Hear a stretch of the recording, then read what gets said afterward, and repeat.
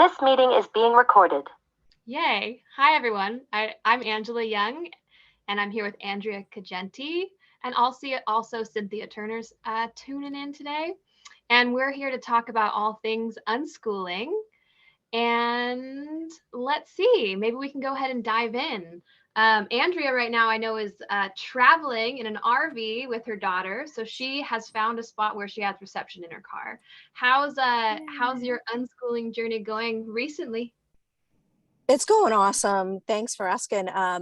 So right now we're in Orlando, Florida. Um, we're actually in the town next to Orlando, Florida, but our resort is called Orlando.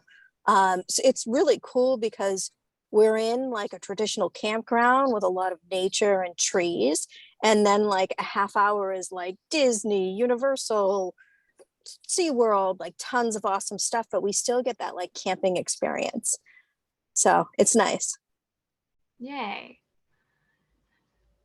Yeah, so my kids are actually just getting back. They go to a in-person Sudbury school. I'm not sure if anyone's listening has heard us talk before, but yeah, they attend Sudbury school is what it's called. So it's basically like unschooling, but out of school.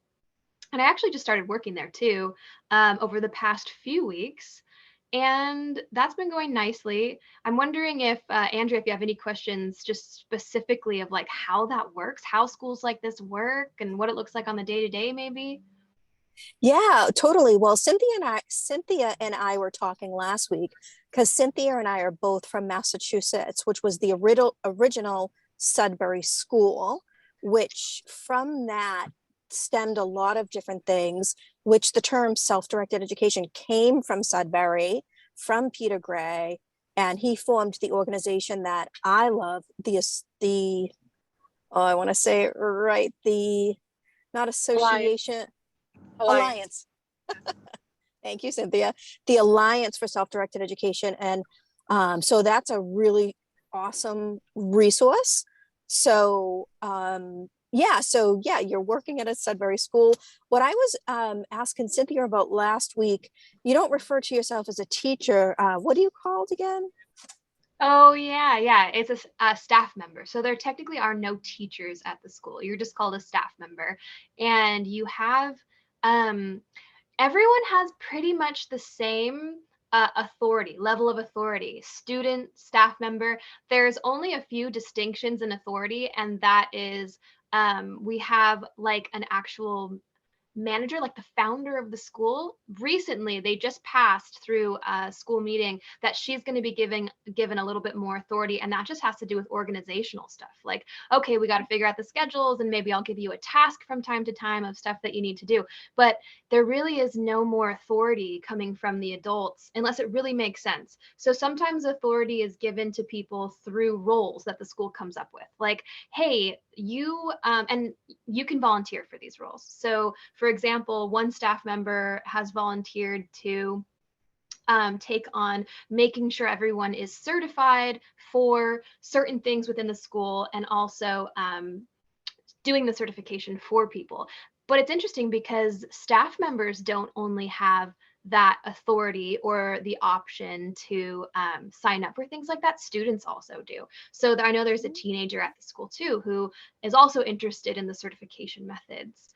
And just for a little background, like the certification, if you want to like use art supplies, or you want to have access to board games, if you want to have access to cooking in the kitchen, using the microwave, getting silverware, like basically everything has a certification. Some of them are really, really simple, and some of them are more complex. So yeah, that's like a huge way the school functions. Oh no, is it frozen? Can you guys still hear me?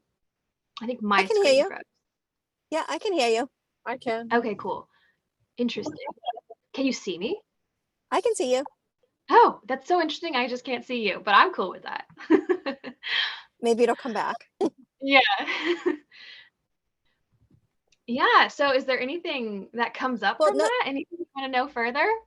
yeah, well, so that kind of reminds me of when my daughter went to Montessori school, and certain work, the schoolwork had a lesson.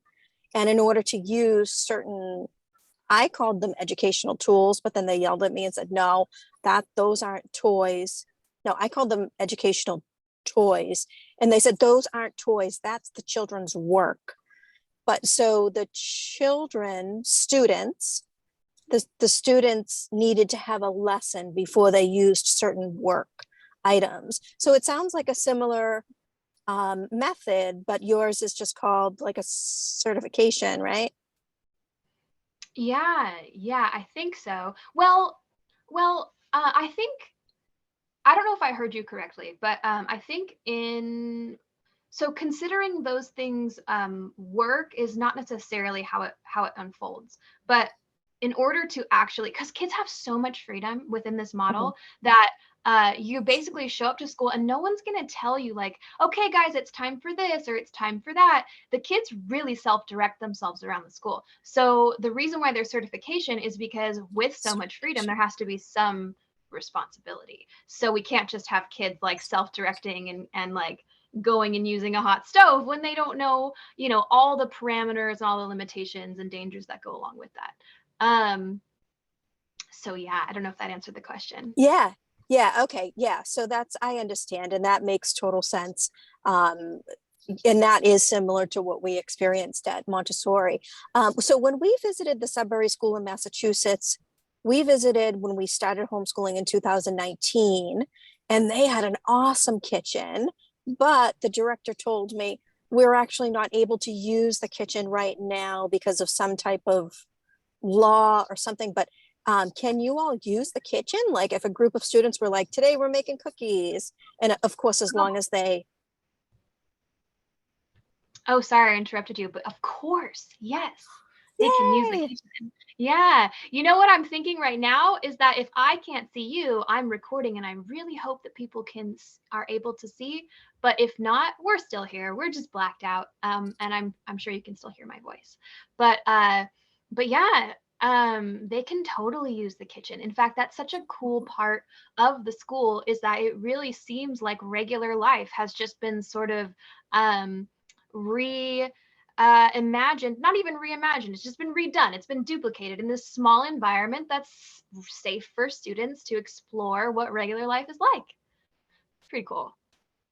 That's so awesome. And I had put a post on my Facebook because the campground that we're at right now is known to have tons of kids. And where our RV is parked, our campsite is around a big open field. And literally all day long, the kids just play. The parents kind of like sit at their campsite, kind of keeping an eye, making sure, and the kids just play all day, making up their own games, self-organizing. I mean, I had to step in once last night for a little bit, but most of the time it's totally self-directed education, unschooling, and it's so awesome because I just don't know how else to say how beautiful it is to see children acting responsibly, being confident, coming up with creative ideas, collaborating. There's so much skills go into just have freedom. Freedom, I used to think so differently with freedom. I've completely changed, like the way I was raised, that if you gave children freedom, they would run amok and destroy everything. But it's so opposite when you do it in a way with responsibility and, also kind of, making sure you keep an eye on them and that what's around is child appropriate, Yeah. I actually have questions for you because I think this is such a deep conversation. So I am curious to how have your opinions changed? Like what maybe was the perspective prior that now is different?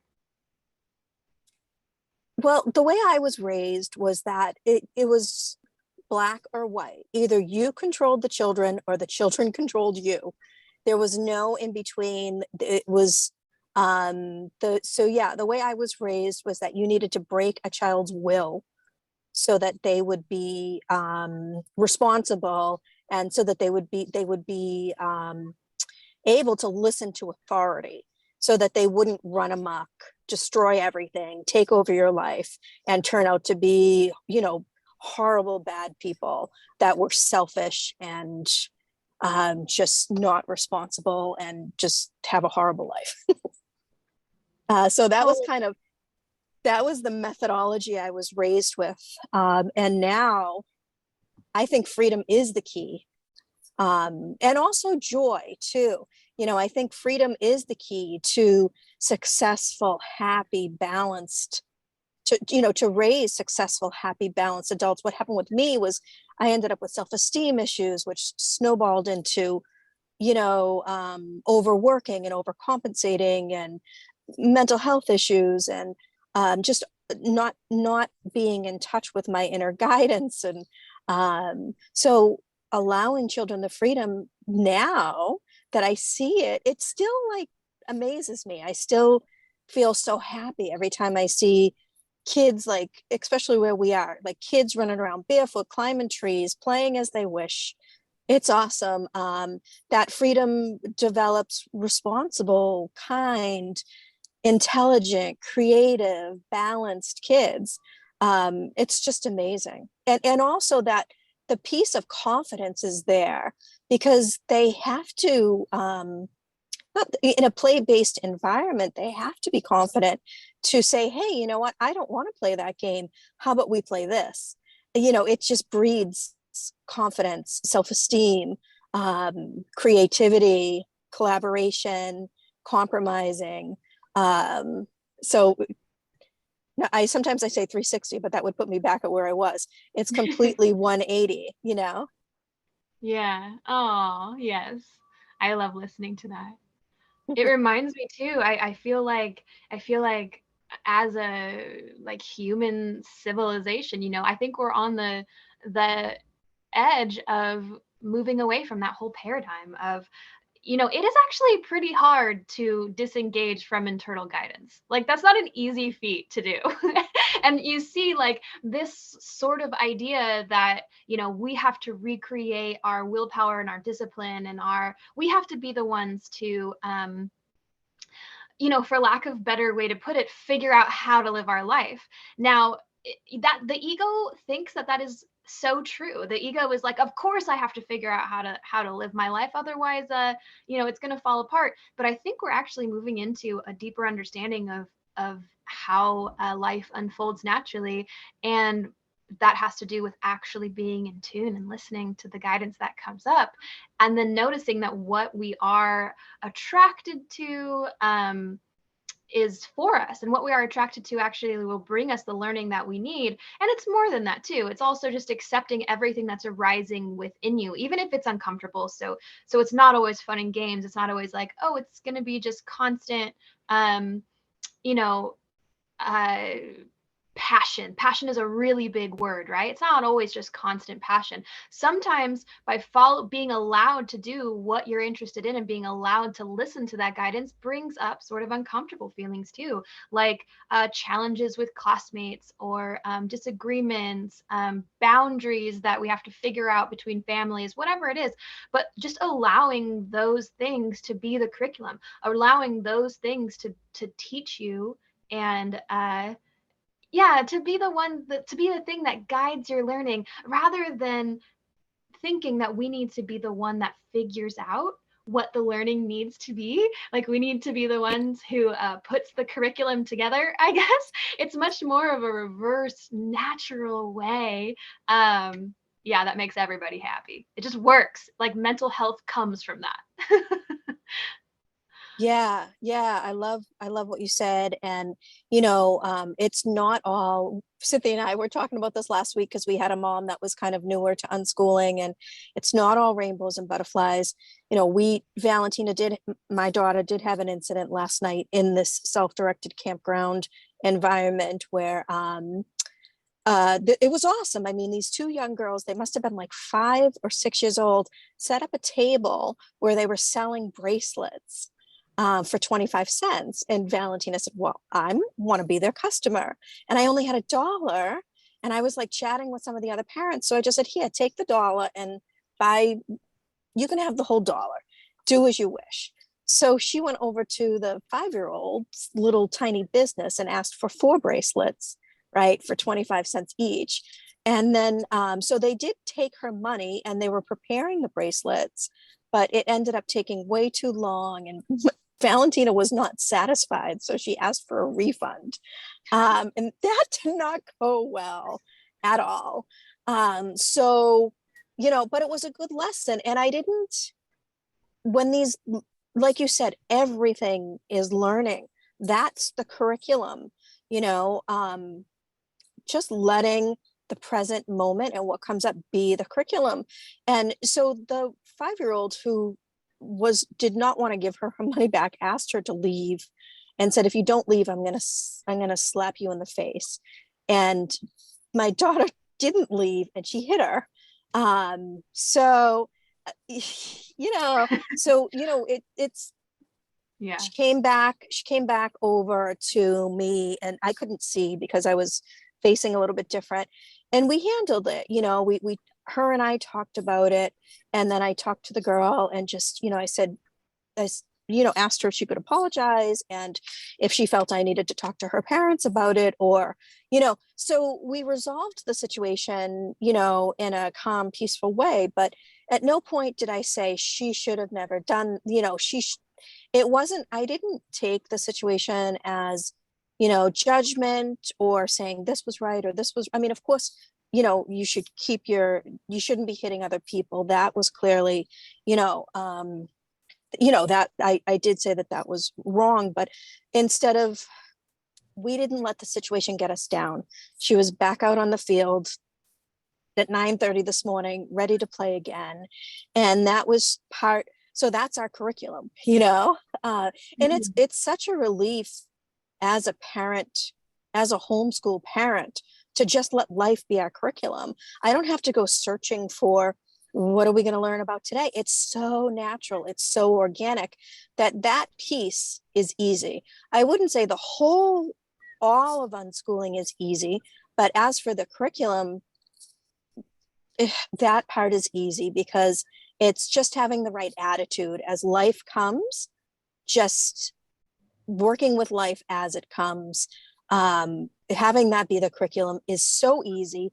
And so many parents, it feels like to me in the homeschooling world, I feel like so many parents go crazy over the curriculum, and then that ends up being a big ticket item. And it's like, it's such a big thing. What am I going to teach? What am I going to teach? And I actually posted this on an unschooling group, and again, curriculum. What am I going to teach? And I was just saying, like, you're a role model. Your children are how you act, how you handle your life, how you manage your health, how you manage your wellness, how you are. That's what you're teaching. So even if your child doesn't want to learn reading or math or doesn't want to learn about nature, just by being a human and living with them, that's what they're learning. Yeah, totally. Yeah, okay. And this brings up such a cool topic because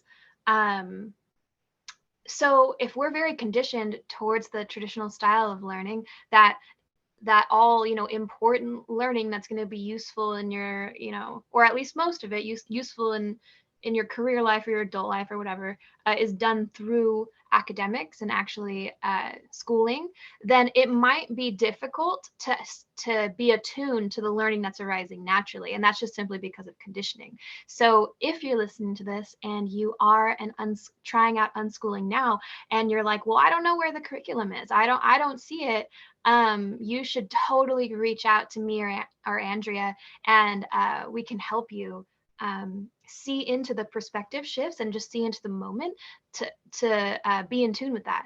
And it is so refreshing. That's what's so awesome about it. I have a belief that what brings you tension and what brings you any form of tension, but eventually it a lot of times turns into being drained or feeling overworked or tired or exhausted and all these things. I'm not talking about like the feeling when you go to bed at the end of the day where you're like, I'm tired, I'm going to go to bed. Not that. It's more like a mental thing. Anything like that that's constricting is actually telling you something, and it's telling you there's something off here. Either you don't have to be doing what you think you need to be doing. It's not what's truly serving you. There's a better, more efficient way. Or it could also be just the way that you're interpreting the situation. But a lot of times tension is showing you like the stress that comes with creating the curriculum and trying to keep up with all this stuff. It's there for a reason. If it was if it was the best way for you, it would feel so inspiring. It would feel like, yes. And that doesn't mean challenges don't come up like we've talked about earlier. It just means that the core of it, the very foundational vibration that you're operating from, is one of positivity, not one of like, dang it, I need to go do this again. That I know so many of us feel when we're in the traditional schooling environment. So yeah. I think there was one other thing that came up as well while you were talking, Andrea. And that is, we might also be not noticing the learning that is naturally occurring to us because we are so emotionally engaged with or reactive to what is occurring in our environment. So for example, I know so many moms could probably relate to you, Andrea, when you talk about, well, this other girl like slapped my daughter in the face. Immediately, I feel a trigger response with that, right? Immediately, I feel tension. If we stay in that tension and we actually start to act out that tension rather than allowing ourselves to calm down and really inquiring and getting curious to what this moment is offering, if we stay in the tension, we actually miss the learning. And we start to act out our own reactions and our own triggers. And what we're teaching in that moment is probably not what we want to. We're teaching how to, respond from trigger, I guess is the best way I'm going to put it right now. But the learning that's available in moments like that, and usually is available on the unschooling path, because so much of the learning really is emotional and it really is interpersonal, I would say. The learning is going to happen from relaxing and being open or willing to just see, what does this moment have to offer us? It's that curiosity that sort of like, I guess it's like the key to the door, I would say. And it unlocks the door, and all of a sudden you have access to what this moment is actually offering to you. If we're fighting the moment, if we're resisting the moment, which is what trigger is, to a subtle degree, it's like, oh, I feel this resistance, then it's almost like we're blocked and we can't see what the moment's actually offering us. So yeah, there's that one. Thank you. Yeah, I mean, I think it gets back to what we talked about a couple of weeks ago, when you're kind of in like the lower fight or flight, or in the higher brain where you can see long term and notice patterns and kind of make sense of it. And it, of course, like at first I was like, oh my God, are you okay? And of course I felt, someone hurt your child. Of course it's, emotional. But learning to move through those emotions, to be stable and steady for the child, and then to just decide, how are we going to so instead of reacting out of emotion, to take some time to settle the emotions and then choose a response.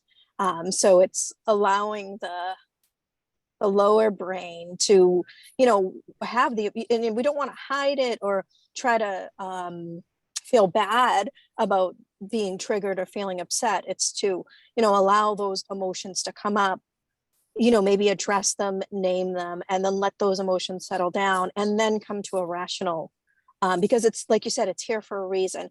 If this is happening, it's here for a reason. So at no point was I like, that shouldn't happen. It was just a situation that came up, and we're going to do our best to deal with the situation. Totally. Yeah. I wonder, but just with that situation, do you tend, I mean, I think your children are older, the children are older at the school you're at, but do you get any children being physical with each other? Yes, yes.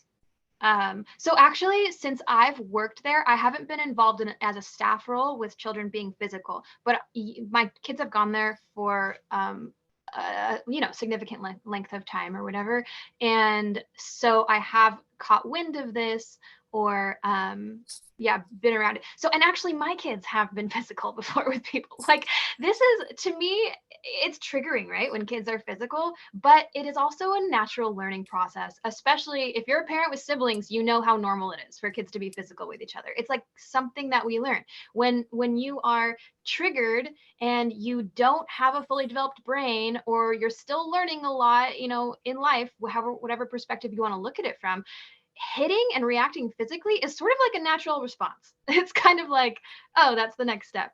But anyways, the way that is typically handled, at a Sudbury school and in a home practicing, peaceful parenting or conscious parenting, whatever term you want to use, it's very similar. So basically, I love this quote, and this quote goes, all emotions can be accepted, but some behavior must be limited. And yeah, I really like that. So the behavior that's limited is done for a reason, and that is to protect the community, basically. So yeah, that's the reason why it would be okay to actually step in and physically resist a child. And I also have this thought that comes up all the time. I'm like, why did the universe make children smaller than us? Maybe it's because there are appropriate times where we need to step in and actually physically stop them from hurting themselves or hurting other people. So as a parent, I know when we're trying to be very gentle and a peaceful parent, sometimes those are the most tricky moments, because you're like, wow, I'm actually going to have to restrain my child right now, and I don't know how I feel about that. And I guess I'm here to say there are definitely moments where that's appropriate and totally resonates with conscious parenting and all the things. So basically, though, when we step in and we do interfere in that way, it's not done punitively. It's not done as I'm punishing you and shame on you.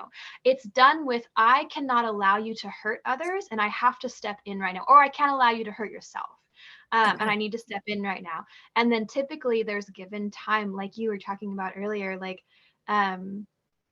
trigger, the child is clearly triggered, right? They're clearly going through an emotional reaction. So they're given time to sort of calm down.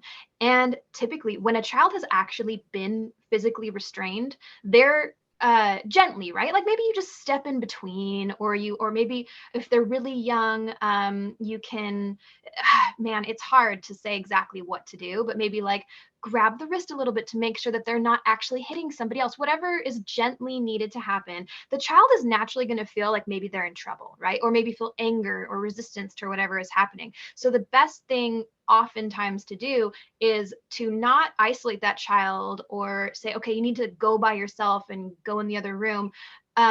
Maybe go with them in the other room or something like that, because they feel like in my time of need and in my time of upset, at least I'm not being left alone, and having connection be used as a tool, a manipulative tool, like, oh, because you aren't doing what I want you to do, you're going to lose connection with me or whatnot.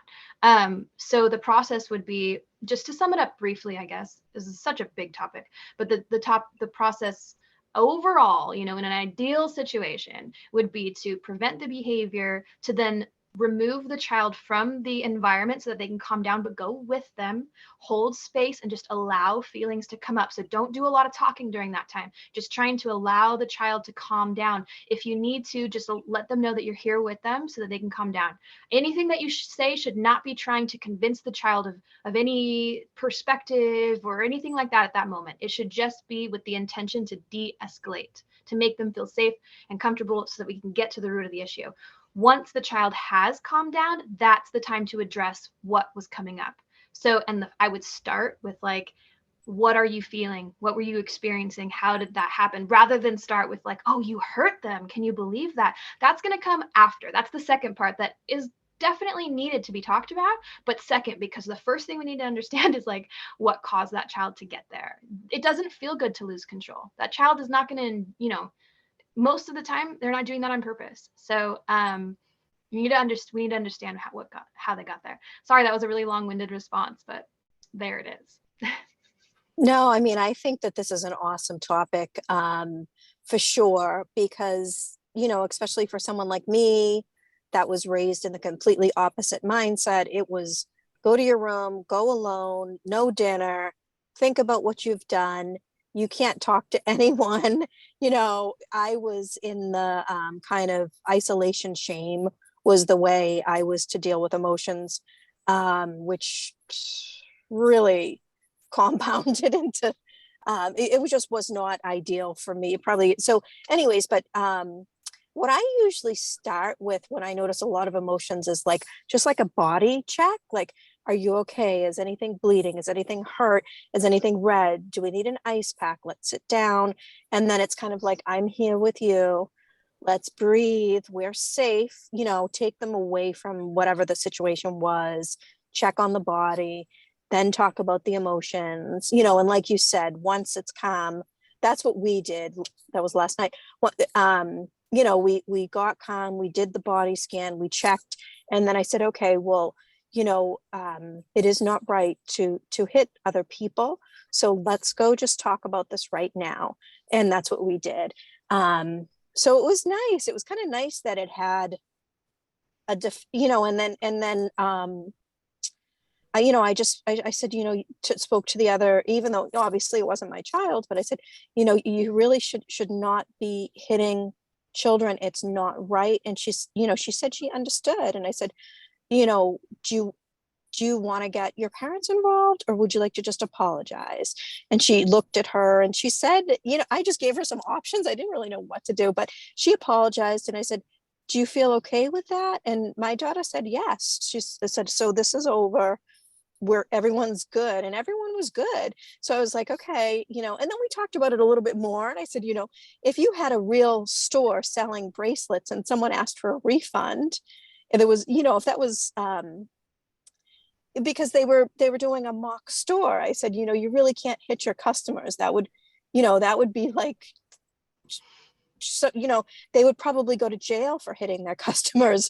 And my daughter was like, oh really? And I said, yeah, that is actually not, you can't imagine, so and it was nice that it was ended and there was no punishment. And I didn't wake up and say, okay, now let's remember, because I remember my mom used to get really specific. If I did have a difficult issue with someone, she would make sure that we knew who it was and that I was not to go near them with them again. And then it would just turned into this whole snowball thing. But we didn't have to do that, because it was nice that it, it happened. It just felt like a clear end.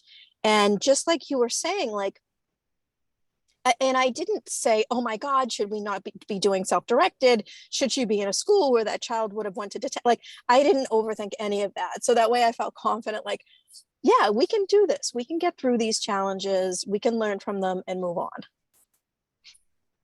Ooh, I love that. Thank you. Yeah. Yeah, and I think that ultimately the decisions that we make and how we parent has a lot to do with just how we see reality, our perspectives on life.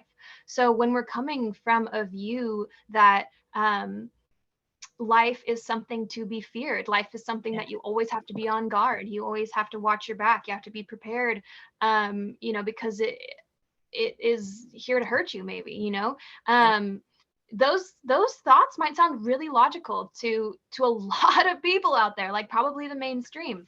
For me though, I know that, or I have a feeling inside me that life is actually not inherently here to hurt us.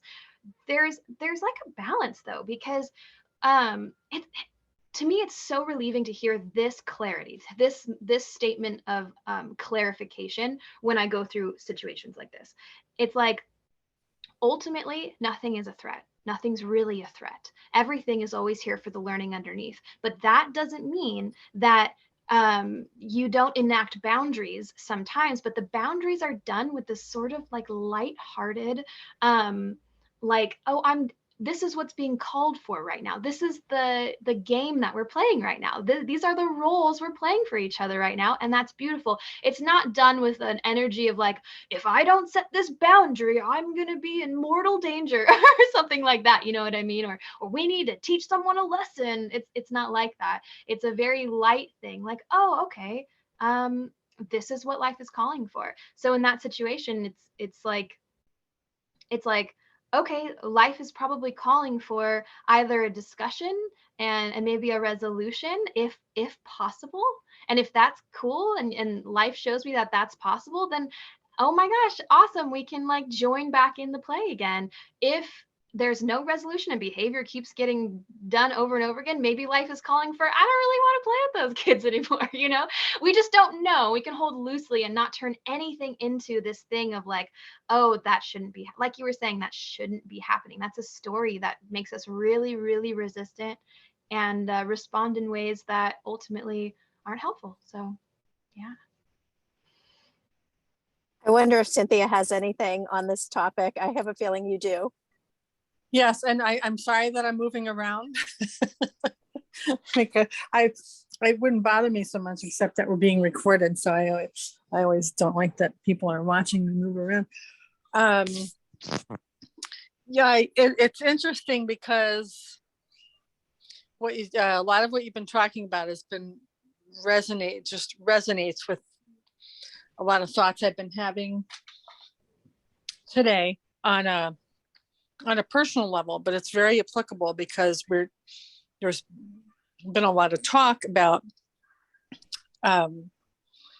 just conflict resolution and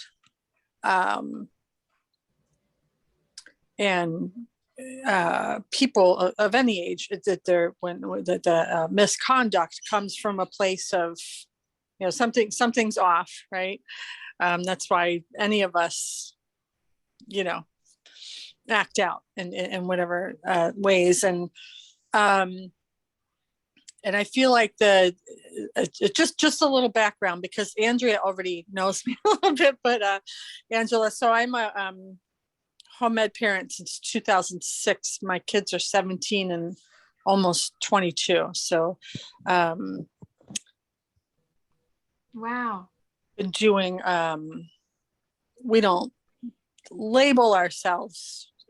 I've been an advocate for almost as long too, so I'm very attuned to labels because we need the language to speak, you know, and talk. But I don't label. But I would say most people probably label me an unschooler, but I'm just mostly focused on community-based living and so forth, which is a big part of the organization that I'm starting, my advocacy.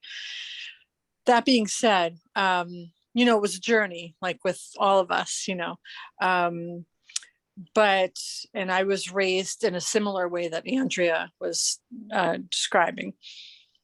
But I was thinking, and because when we're talking about children, and I wouldn't say I wouldn't use the word the conflict resolution and the things you've been talking about are microcosms. I mean, they are in a way, but they're not microcosms. They're the while I view all ages in a seamless way, right? I don't view it in a schooled way, like here's our childhood and then we become adults when we start living, right? I don't view it in that segmented way. It's seamless. However, all the stuff that we're talking about with kids is a preface to how we're going to handle things as adults. Because, you know, we're learning all these lessons, conflict resolution and whatever. As kids, we need to take what we've learned into our adult life. Not that we're totally on our own in adult life, but when you get to a certain age, you're expected to be able to handle yourself and, you know, and conflict resolution and so forth. And it's interesting to see when that doesn't happen.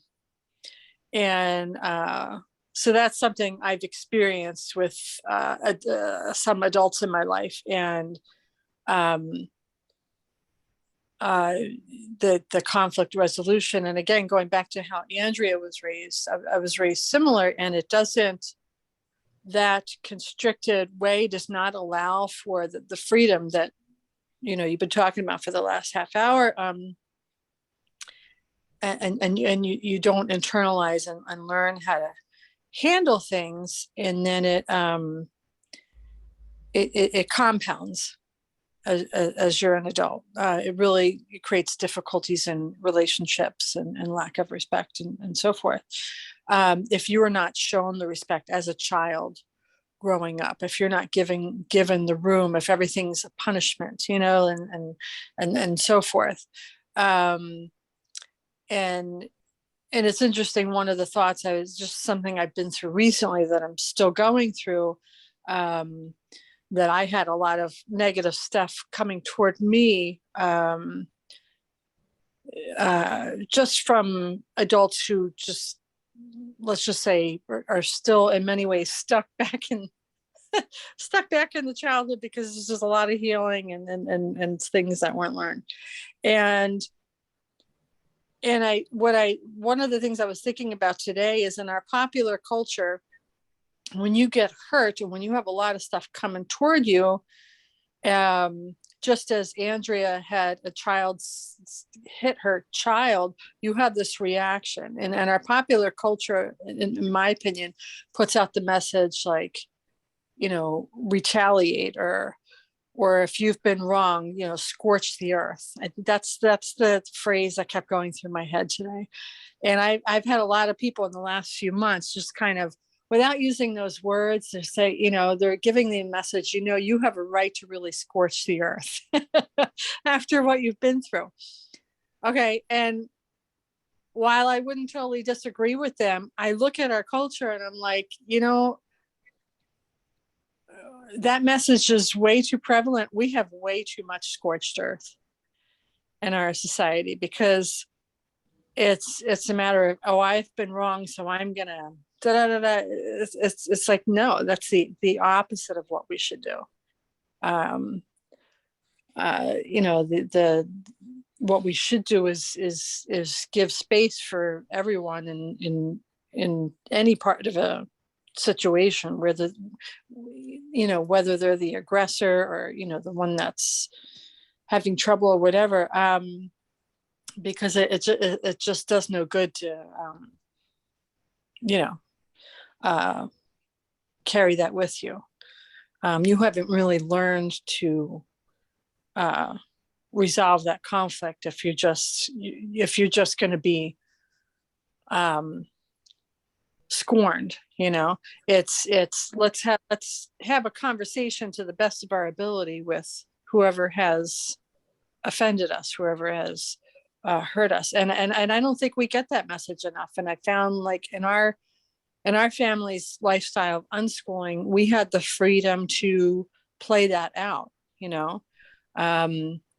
and look at people directly, deal with them directly, look at them in the eye, person to person. Whereas, for example, if you're in a school system, right, what happens when there's a conflict?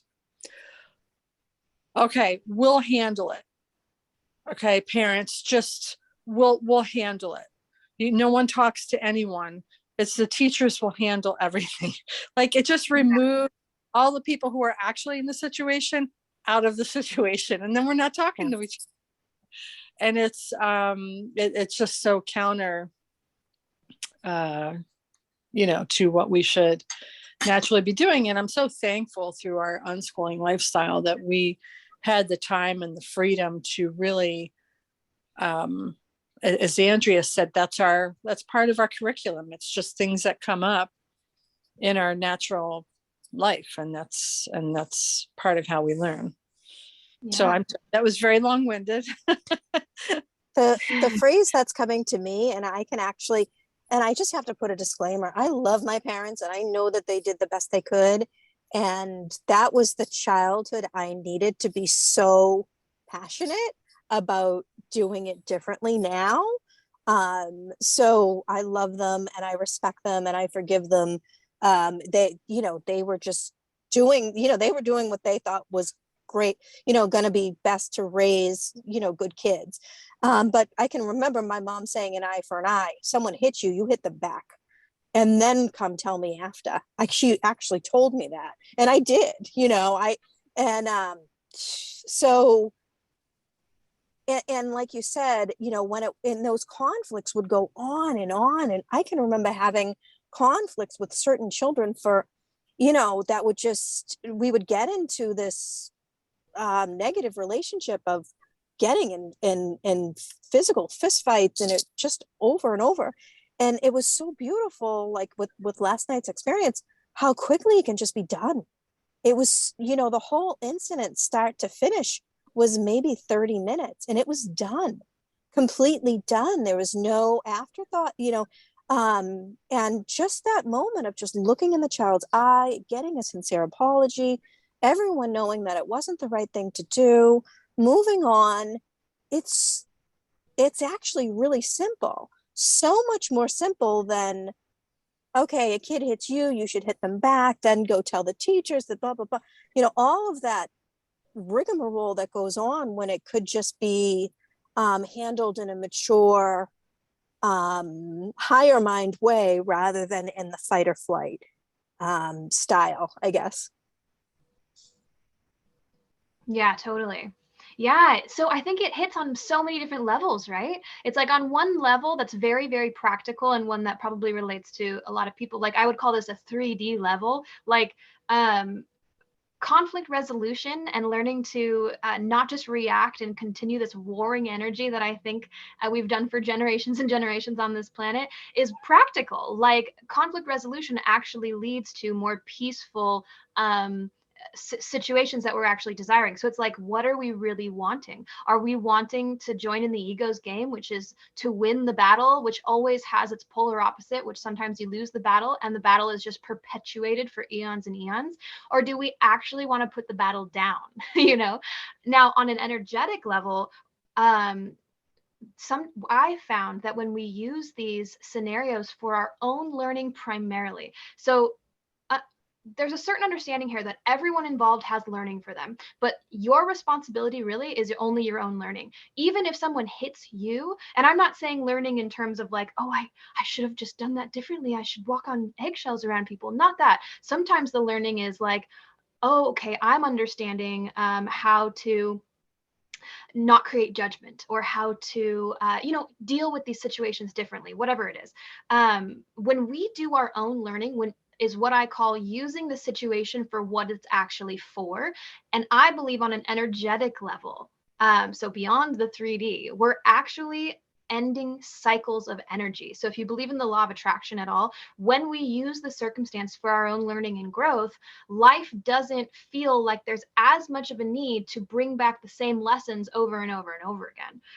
In the same way. That's how situations, Andrew, like what you were saying, get resolved and pass through so quickly. It's like the energy was allowed to move through as it was intended to. And we can look at physical circumstances like our interactions with other people or whatever as actual energy. It's all just energy at play. So when we allow it to be and we use it for what it's for, it passes through with ease. It's just the same with our emotions. It's the same with everything. You'll find that these practices like mirror each other in all aspects of life. When we allow our emotions to be as they are and we sit with them rather than fight against them or resist them or push them down, they're actually allowed to pass through the body with more ease. And leave us when it is time for them to leave us. You know what I mean? Rather than saying, I don't want to feel this right now, I'm going to try to make it go away. They're allowed to come and go as is relevant for us. So kind of a cool understanding in my perspective. Yeah, and I feel like it's always a work in progress, for me and for all of us, even Cynthia, as she's been doing the home education since 2006. I mean, geez, I didn't even understand what it was back then. But I think there's always, no matter how old we are, there's always these unpleasant experiences and really pleasant experiences, and to neutralize them, well, to let ourselves feel how we feel first, because you got to get that initial hit of emotion, pleasant, unpleasant, whatever it is, to identify and feel those emotions, let it kind of play out, and then to get to a point where we can analyze them in more of a rational mind. It's really beautiful, like when it can move through in its own timing rather than needing to stop it or make it, overanalyze. And I don't always understand, like, I can't tell you that I understand what the big picture lesson of that situation was last night for my daughter and it might hit me in a couple days, what that kind of conflict resolution was, because like everything is connected, and, sometimes it connects to something else as we move on. But I think, like, just to come full circle with what you were saying in the beginning, Angela, is that for me, where I came back to just feeling like good about what we, choosing unschool, like, I still feel great about what our choice was. It didn't move me to say, oh my God, what if this happens again? I didn't go down that road, because I am really confident that we are choosing the right lifestyle for us right now. And of course, we're flexible and that can change. But I think that was maybe that was just reassurance to me that even as challenges come up, we can work through them. Because we still just love this lifestyle. Yay. Yeah. I'm noticing that we are getting to close to the end. We have a couple minutes left. And I was thinking, I wanted to include, because when I had mentioned the process of resolving conflict, I talked mainly about de-escalating the issue, and shortly, in the time frame that we have, I just want to make note that there is an enormous process that goes along with actually finding resolutions as well. Way too much for 3 minutes, that's for sure. But I just want to say that at Sudbury schools, like, that is a core foundation of the school. It's called civics board mainly, and that's where people come together to resolve the conflicts, the challenges within the school environment. And that is done in such a kind, mentally healthy way. I can't even tell you, with such emotional intelligence. The facilitators that created these schools and the staff that are inspired to work there typically have deep resonances with nonviolent communication and taking responsibility and all sorts of things. So these students are actually getting firsthand experience every week, and perhaps every day, because sometimes you're required to go to civics board just to serve on the board, even if you haven't been called, of how to resolve conflict in ways that are so useful. We actually joked the other day, after a civics board meeting, we were like, this is just so amazing for the kids to see. If they ever get into like an unhealthy relationship or something, like out in the real world when they're grown, they're going to be like totally red flags all over it, because they're going to be like, this is not how we solved problems in civics board, like so it's so cool. And maybe it's subject for our next talk, perhaps, is conflict resolution. That would be a really awesome one. Yeah, totally. Did you have something you wanted to add, Cynthia, before we close out for the evening? I don't think so. Yeah, I think I'm awesome. I'm good. Yeah, I just want to say thank you, Cynthia. And I missed our last talk, but I'm so curious about the living in community, or the organization that you're starting. Maybe it's something that we could talk about off recording or something like that. But yeah, thank you so much for joining us. I threw it in the Facebook group per Andrea's request. So it's, and I can bump I can bump it up in her Facebook group, the self-directed Facebook group. Cool. Yeah. No, we'll connect. Yeah. Angela is an admin too. So this call is all from that group and group members. Right. So Angela, yeah, when you do upload the video, can you put that quote that you said? It was like, I think it was, do you remember? Oh, is it the one about all emotions can be accepted? That one, but some behavior must be limited? Yes. Or is it a different one? I think I might have said it close. All right, cool. Yeah, and Cynthia, of course you can put your resources or just bump the other one.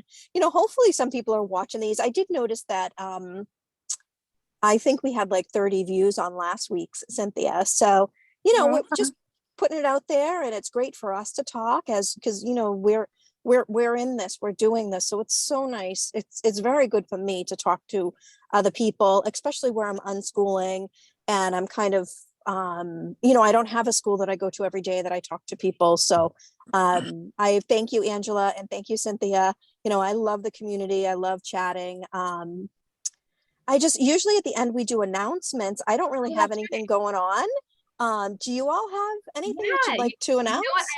I actually do have an announcement right now. So I have until the end of March, I have been offering buy donation sessions. I'm a parenting coach and also like a spiritual life coach in general for people who aren't parents as well.